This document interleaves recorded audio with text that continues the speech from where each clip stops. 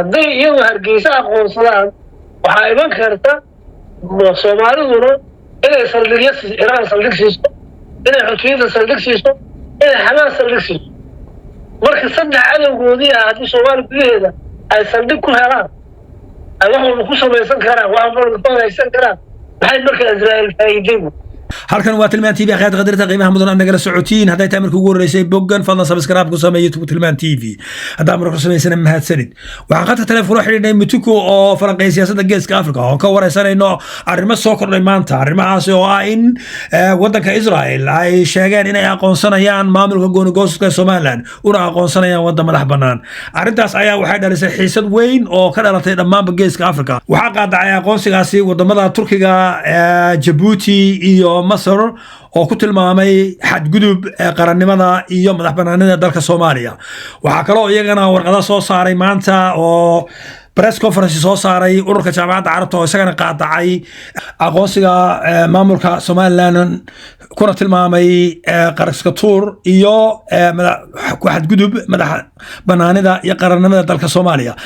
Mutuku soo warbaahinta tilmaan TV bal arrintan maanta soo korodhay ah in Israa'iil ay aqoonsatay maamulka gooni-goosadka Soomaaliland seed adigu aragtaa maxay keeni kartaa cawaaqib xumo ka dhalata dhinaca walba geeska Afrika iyo Soomaaliyaba Israa'iil waxay ahayd dawladii ugu horeysay ee aqoonsata Soomaaliya dawlad noqoto iyadoo dawlado kale muslim ay diidanaayeen in badan Soomaaliya kulli dhibaatada ku baahay Soomaalidu dib ku baahay laakiin maanta hadalkan ay ku dhawaaqeen xaalad buu abuuri kara waxa weeye Hargeysa haddii la keeno awal waxay ka cabanayeen qabiilada Soomaali u yimid haddii Falastiin la soo dejiyo Hargeysa dabcan dadka Hargeysa way guurayaan tartiib ay dalka uga carareen deegaanka uga guuri doonaan laakiin maxaa dhalan kara aqoonsigaas ay aqoonsatay Hargeysa maxaa ka dhalan kara okay marka aqoonsiga hadda la aqoonsado maxaa ka dhalan kara aqoonsiga hadday aqoonsadaan way aqoonsadeen ma dhahayne wax la aqoonsadana meesha ma yaallo waayo wixii istaagi kara la aqoonsadaa hal qabiil oo meel degan oo qabiilada kale dhulka ay ku haystaan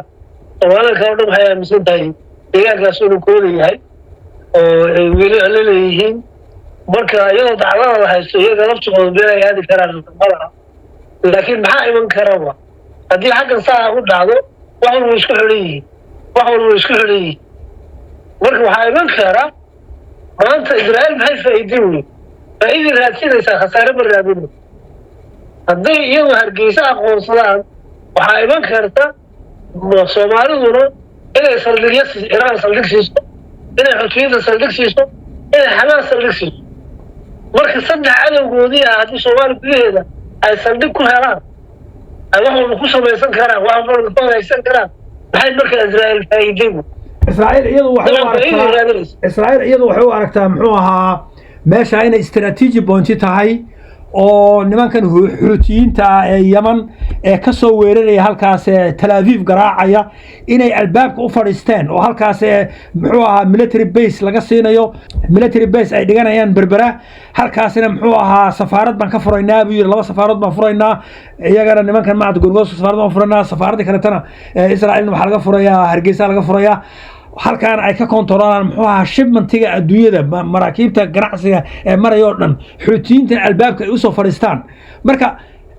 dhibaatada ka imaan karta maxay tahay marka haddii military base laga siiyo halkaa oo Yahuudu ay soo degto muxuu ahaa Berbera soo degto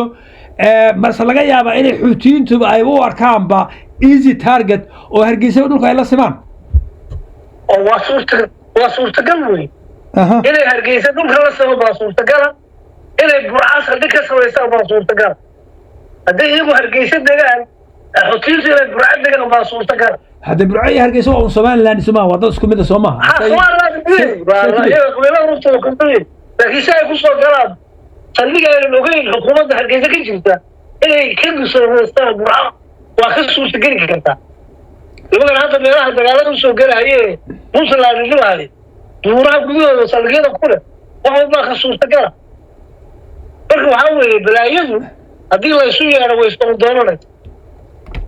dhibaato way isu koraysaa Hargeysana waxa weeyaan waa dad bay ku ciyaartay marka marka dantu nabad bay ku jirtaa israa'iilna faa'iidada ay raadinayso ka badan khasaare ayay u keeni doontaa oo soomaalida inay soo dhawaysato wixii israa'iil cod la ahaa bay keeni kartaa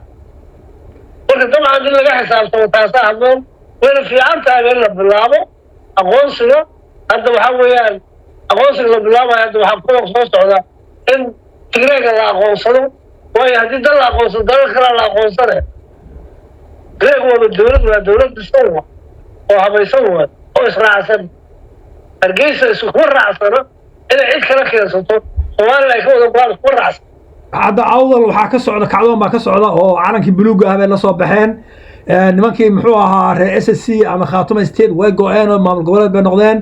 marka ma dhowrka tuulo ay degaan unbay rabaan inay maaragtay la go-aan nimankan goosad kuwa wallaahi waxay dantooda iyagaa yaqaana waa inay ka xisaabtamaan maxaa idiinsoo keli khasaarihii faa'iido maxaad helaysaan maanta xutiyiintu hadda caaway ku dhufan karaan hargeysa gubi karaan caawa deegaan lagu gubsha bay ka dhigi karaa marka maxaad fahmartifigeeyo maxaad adigu faa'iidin inay xisaabtamaan weye wararka ayaa waxay sheegayaan waxaa ku hoos duugan bay dhaheen aqoonsigan iyo heshiiskan waxaa ku hoos duugan muddo ayaa laga shaqaynayay muddo sanad ka badan oo welibana maraykanka uu qayb ka ahaa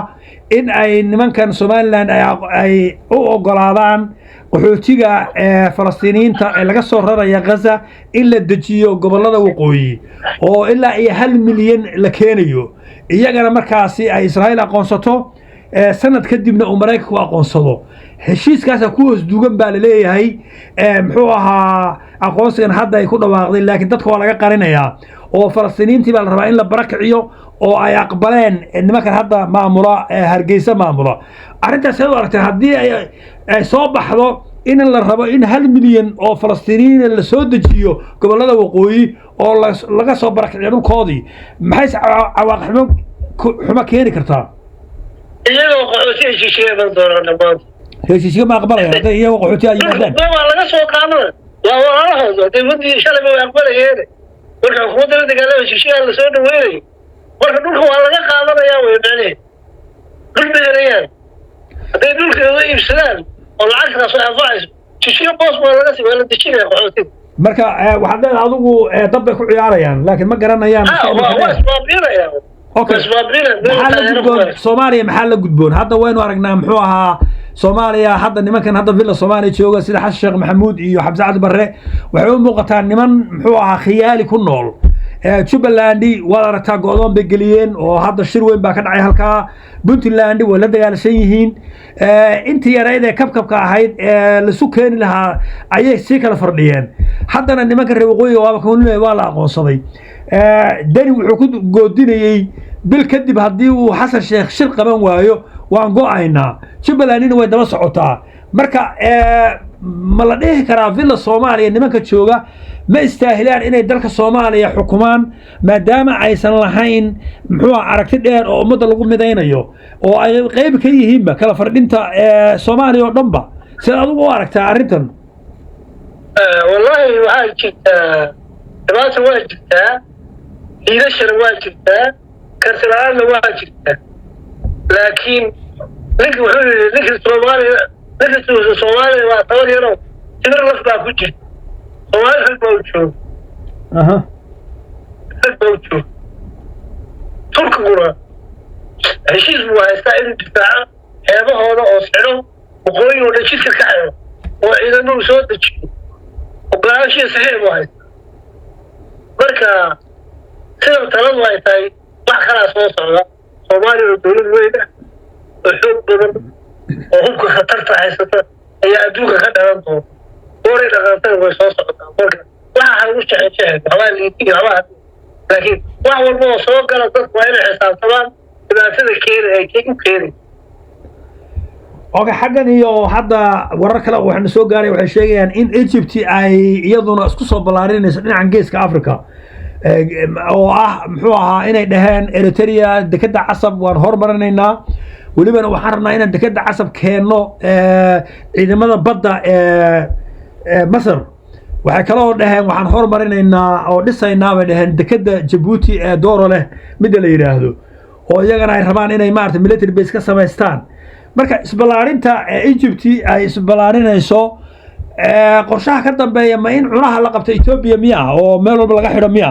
horta waxa Ethiopia inay jirin waa ogtahay hadda ka hor ma jirin hayla salaasa magaca abuuray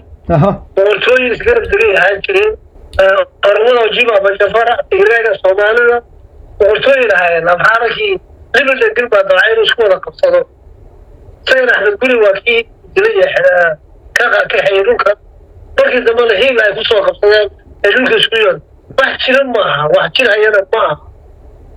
mar haddii tigreeg waa xoog gala haddii tigreeg lahaayeen laba milyan oo tigreeg iyo laba milyan oo amxaar haddii tigreeg madaxa sii jirayaan ma aha waxaan waxaa weeye cid kasta wax kaga timaado dhibaata bay kusoo dhibaata way jirtaa laakiin deegaankan hadda dabcan waxay ugu yeelanayaan inay Ethiopia ka cabsato taasoo keeni karta iyadana Soomaaliya inay keensato ama Shiina keensato iyo Ruush dowlad xoog weyn inay keensato iyadana lagaga cabsadaa inay iman doontaa laakiin Turkigu wax la aamini karo maaha hadduu isagoo difaaca kula heshiisaya hadda warqad ay soo saareen ururka jaamacadda carabtu way qaadaceen inay Israel aqoonsato maamulka Somaliland waxayna ka digeen in halkaas qalalaase iyo nabadgelyo la'aan uu ka bilaaban doono geeska Afrika mas'uuliyadeedana waxa qaadaya ay dhaheen dawladda Israel may maqlaysaa bay kula tahay warqad ay soo tuureen muxuu ahaa talk shop Israel dibna horu waayay hadda dibsi abuurtaan waa inay ku xisaabtamaan hadda hadday taa sameeyaan waxa iman kara saab ku sheego Iran baa iman karta Soomaaliya Xusiga iman kara Soomaaliya Hamas baa iman karta Soomaaliya war hadday taa iyagu soo galeen albaabka kuwana way soo geli karaan war hadday kuwana soo galaan Israel maxay faa'iideysaa waa dibka u soo korrino maxay faa'iideysaa soo korrino marka arrintan maxay ku dambeynaysaa kula tahay hadda roolay ku dambeynaysaa Soomaaliya xoog loo adduunka oo dhan ka cabsada iyo ku dambeynta marka waa Soomaaliya midaynaysaa baad leedahay ururka IGAD oo iyagana soo saaray press conference ayaa qaadacay aqoonsiga sharci darrada illegalka ee ay aqoonsatay Israel ay aqoonsatay maamulka Somaliland oo ah kala qaybinta iyo faragelinta qarannimada iyo madaxbannaanida dalka Soomaaliya